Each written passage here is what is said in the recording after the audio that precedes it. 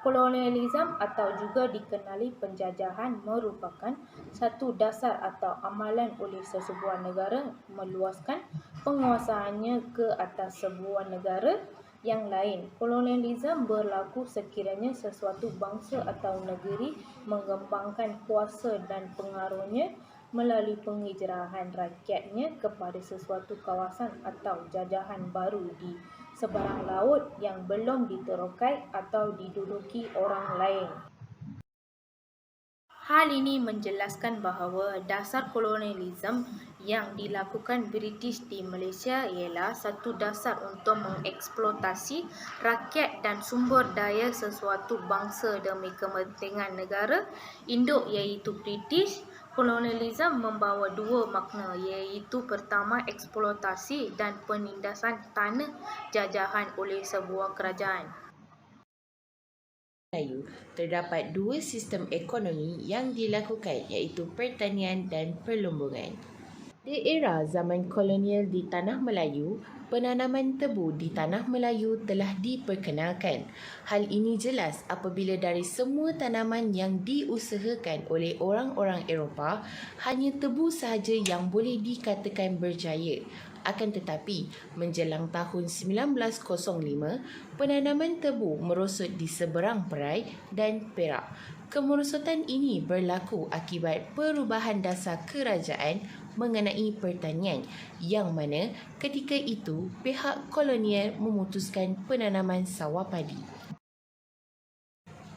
Seterusnya, arang batu. Perlumbungan arang batu menjadi bahan galian eksport yang utama bagi negeri Sarawak selama 10 tahun selepas tahun 1889. Apabila kerajaan akhirnya berjaya mengusahakan lumbung arang batu di Sadong. Arang batu juga dilombongkan di Tawau, Sandakan dan Labuan. Galian ini amat diperlukan untuk kegunaan kapal-kapal wap pada ketika itu. Arang batu menjadi galian ekspor bahan mineral yang penting pada penghujung kurun ke-19 dan kemudiannya merosot setelah pertumbuhan perindustrian getah dan kayu balak. Pengenalan sistem residen. Struktur sosioekonomi telah berubah kesan daripada kolonialisme British. British telah memperkenalkan sistem residen yang memberi tamparan kepada penguasaan ekonomi masyarakat tradisional tempatan.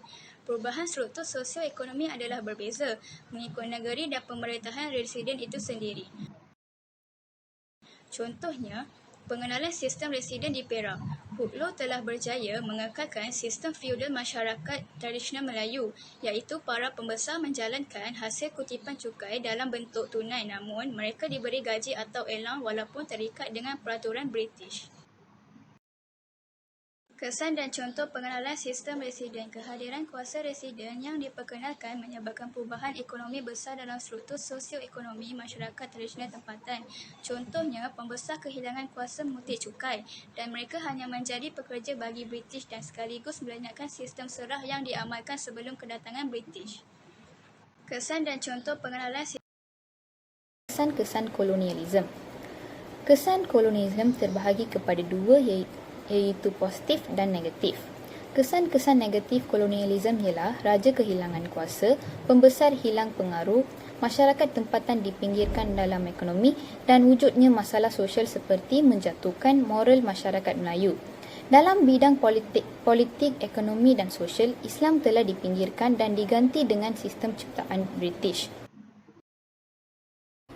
Kesan-kesan positif pula perkembangan dalam kegiatan ekonomi, perkenalan undang-undang tanah seperti TSM iaitu Akta Tanah Simpanan Melayu, perkembangan dalam kemudahan infrastruktur, perkembangan dalam sistem pendidikan dan proses pembandaran, contohnya kemunculan bandar baru seperti Seremban, Kajang, Kuala Kangsar, Labis dan Pontian menyebabkan perkembangan perusahaan, getah, kelapa sawit dan nenas. Kesimpulannya, secara keseluruhannya, kedatangan British ke Tanah Melayu yang bermula sejak kurun ke-18 sehingga kurun ke-19 memang pada dasarnya adalah bertujuan untuk memonolopi kekayaan hasil bumi di Tanah Melayu. Semasa penjajahan British di Tanah Melayu, banyak perubahan yang telah dilakukan oleh British dari segi politik dan ekonomi.